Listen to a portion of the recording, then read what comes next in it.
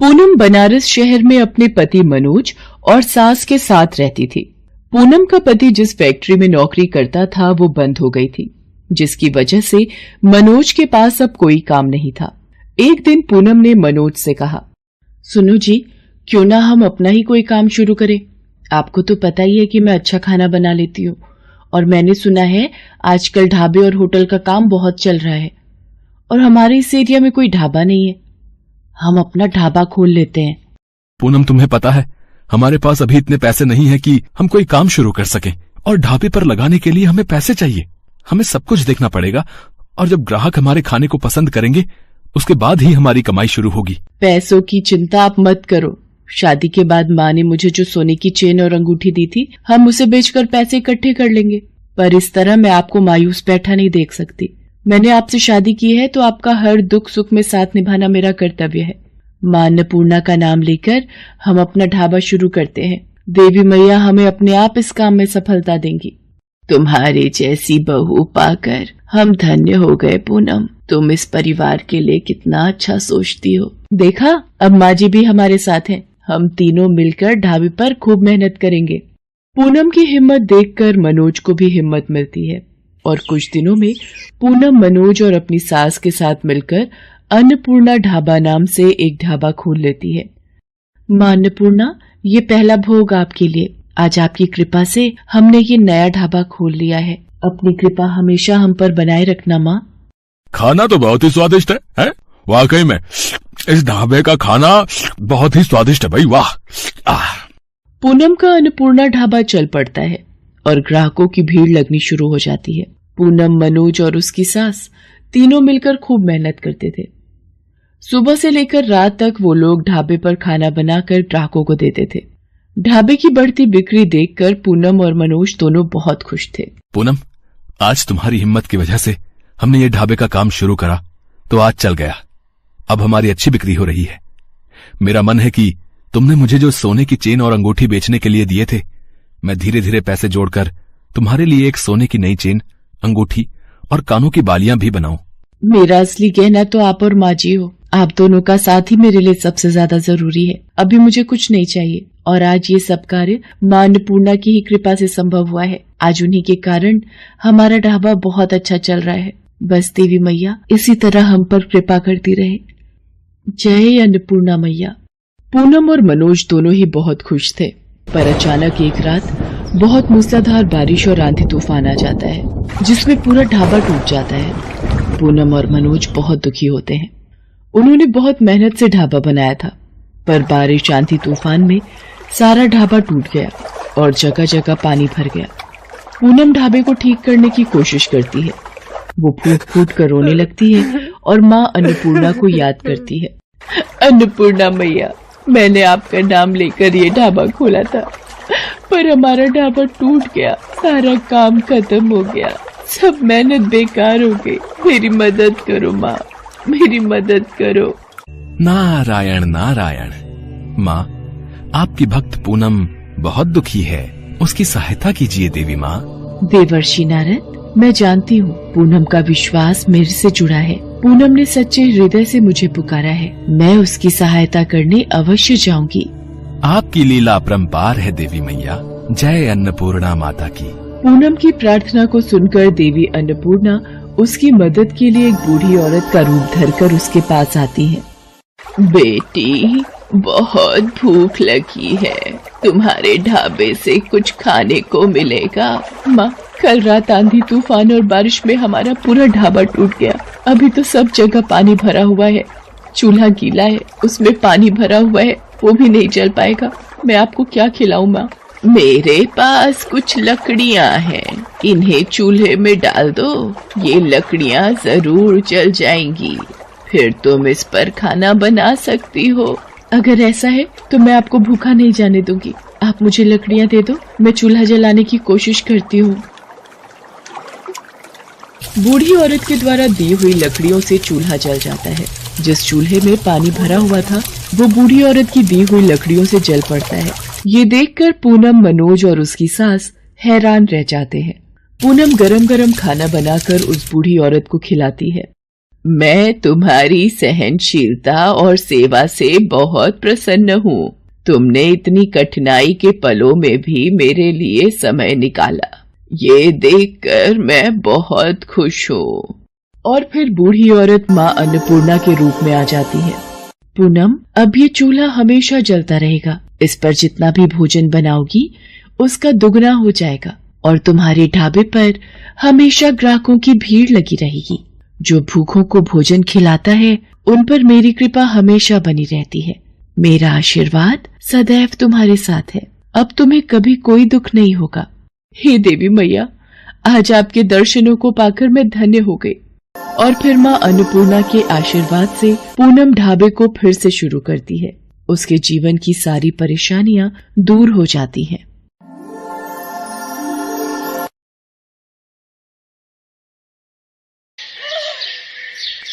मधु के पति सुरेश को पिछले 6 महीने से कोई भी नौकरी नहीं मिली थी। इसी कारण दोनों बच्चों का स्कूल से भी नाम कट गया था और घर में पैसों की तंगी शुरू हो गई थी। इसी वजह से मधु को गरीब बस्ती में किराए का एक कमरा लेना पड़ा। एक दिन, नमस्ते बहन, मेरा नाम कमला है। लगता है इस बस्ती में नई आई हो। जी, कल ही ये कमरा किराए पर लिया है। अच्छा, मैं चलती हूँ, आराम से फिर बात करूंगी, काम पर जा रही हूँ। अच्छा, आप काम करते हो कहीं? हाँ, कुछ घरों में झाड़ू पोछा करती हूँ। आप जब काम से वापस आओगे तो मुझे मिलना। ठीक है, मैं शाम को तुमसे मिलती हूँ। मधु अपनी दोनों बच्चियों दीपा और पूजा को रोटी दे रही थी। उसी वक्त कमला आती है। मम्मी, पहले आप हमें इतना अच्छा खाना खिलाते थे। हाँ मम्मी, पहले आप हमें 2 टाइम दूध पीने के लिए भी दिया करते थे। मधु, मैं क्या करूं? रोज दुकानों पर काम के लिए धक्के खाने जाता हूं, पर कहीं भी काम नहीं मिलता। आप चिंता मत करो, जब तक आपको कोई काम नहीं मिलता है तब तक मैं कोई काम ढूंढ लेती हूँ। मैंने सब सुन लिया है, घबराने की जरूरत नहीं है। मैं तुझे काम दिलवा दूंगी। एक घर में रोटी बनाने वाली की जरूरत है, तू कल मेरे साथ चलना। कमला मधु को काम दिलवा देती है। एक शाम, अरे मैं गलती से भंडार घर का ताला लगाकर चाबी अपने साथ ही ले आई हूँ। मालकिन को वापस कराती हूँ। अरे ये तो डॉली दीदी है, पर ये तो किसी लड़के की बाइक से उतरी है। ये लड़का तो हमारी बस्ती का गुंडा मवाली है, पर डॉली दीदी इसके साथ कैसे? लड़का वहां से चला जाता है। मधु देखती है कि घर के बाहर ताला लगा है और डॉली ताला खोल रही है। शायद मालकिन कहीं बाहर गई थी। मधु डॉली को बाहर से ही चाबी पकड़ा देती है। डॉली दीदी, ये भंडार घर की चाबी गलती से मेरे पास रह गई थी।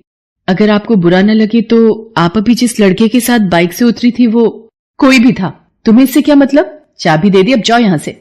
मधु ने मुझे अनिल के साथ देख लिया है। अगर इसने मम्मी पापा को उसके बारे में बता दिया तो वो मुझे अनिल से कभी भी मिलने नहीं देंगे। मुझे इसका कोई रास्ता ढूंढना ही होगा। अगले दिन डॉली भंडार घर में से आटे और चीनी की एक एक बोरी गायब कर देती है और चाबी लेकर अपनी माँ के पास जाती है। मम्मी, ये मधु ने भंडार घर की चाबी दी थी। वो तो घर चली गई है, पर मेरा खीर खाने का मन है, आप बना दो प्लीज। डॉली, तू भी ना बड़ा परेशान करती है। जब मधु थी तब बोल देती, उसे किस लिए रखा है फिर? रुक, चीनी नहीं है डिब्बे में, ला चाबी दे, निकाल कर लाती हूँ। अब आएगा मजा। हे भगवान, पिछले हफ्ते ही तो चीनी की बोरी मंगवाई थी और ये क्या? आटे की 4 बोरियों में से सिर्फ 3 बोरियां रखी हैं। एक बोरी कहाँ गई? माँ, भंडार घर की चाबी तो 2 दिन से मधु के पास है। इसका मतलब कहीं आने दे मधु को। मेरे सामने अपने पति और बच्चों की दुहाई देती है। एक तो काम पर रखा, ऊपर से चोरी करती है। अगले दिन जब मधु काम पर आती है, मधु एक बात बता, तुझे मैंने मजबूरी में देखकर अपने घर में काम दिया और तू इस तरह से मेरे भंडार घर में से सामान चोरी करती है। नहीं मालकिन, मैंने भंडार घर में से कोई चोरी नहीं की। मैं तो बल्कि कल गलती से भंडार घर की चाबी ले गई थी तो मैंने। मम्मी ये देखो, एक तो चोरी करती है, ऊपर से आपसे जुबान लड़ा रही है। भाई देख, मैं तुझे अब काम पर नहीं रखूंगी और तेरा कोई हिसाब नहीं बनेगा। तूने जो सामान चोरी किया है, तेरे महीने के 2000 पूरे हो गए, चल जा अब। शोभा मधु की एक नहीं सुनती और उसे नौकरी से निकाल देती है। मधु कमला को सारी बात बताती है। अरे गलत तो वो लोग हैं, जब खुद के साथ कुछ गलत होगा तब इन लोगों को अक्ल आएगी। तू चिंता मत कर, हम कोई ना कोई दूसरा रास्ता ढूंढ लेंगे जिससे तेरी कमाई हो सके।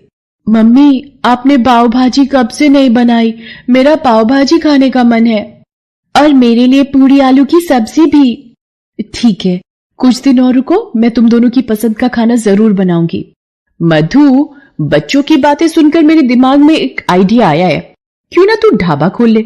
जरूरी नहीं दुकान पर ही बैठकर ढाबा खुलेगा, तू एक ठेले पर भी ढाबा खोल सकती है, फिर कमाई होगी तो दुकान किराए पर ले लेना। पर कमला दीदी, ढाबा खोलने के लिए पैसों की जरूरत होगी। कमला, मैंने सब सुन लिया है, मैं अपनी स्कूटी बेच दूंगा। कमला दीदी, फिर तो मधु को ढाबा खोलने के लिए पैसों का इंतजाम हो जाएगा ना, और मैं भी इस काम में तुम्हारी मदद करूंगा। मधु, मैंने तुम्हारे साथ 7 फेरे लिए हैं, तो हम इस दुख की घड़ी में एक दूसरे का साथ निभाएंगे। ठीक है कमला दीदी, हम एक ढाबा खोलते हैं, पर उसमें आपको भी मेरा साथ देना होगा। मैं और सुरेश अकेले सब कुछ नहीं संभाल पाएंगे। कमला दीदी, आपने हमेशा मेरी मदद की है, तो मैं चाहती हूं कि आप भी इस ढाबे में मेरे साथ काम करो। सुरेश अपनी स्कूटी बेच देता है और वो वहीं घर के पास में ही किराए का एक ठेला लेकर ढाबा खोलते हैं। मधु कढ़ी चावल, राजमा चावल बनाकर पतीलों में भरती और कमला साथ में ही तवे पर गर्म रोटियां सेकती। सबकी मेहनत से धीरे धीरे ढाबे पर लोग खाना खाने आने लगे और मधु के हाथों में तो जादू ही था। वो खाना बनाती ही इतना स्वादिष्ट थी कि लोग उंगलियां चाटते रह जाते थे। गरीब और भूखे लोगों को मधु मुफ्त में खाना खिलाती थी, वो उनसे पैसे नहीं लेती थी। वो लोग मधु को दुआएं देकर जाते थे। एक दिन, अरे कमला दीदी, वो पिछली गली में जो कोठी वाले हैं, उन्होंने 4 थाली का ऑर्डर दिया था, तैयार हो गई हैं, पर सुरेश तो राशन लेने बाजार गए हैं। आप यहीं ढाबे को संभालो, मैं ये ऑर्डर पकड़ा कर आती हूँ। रात का वक्त था।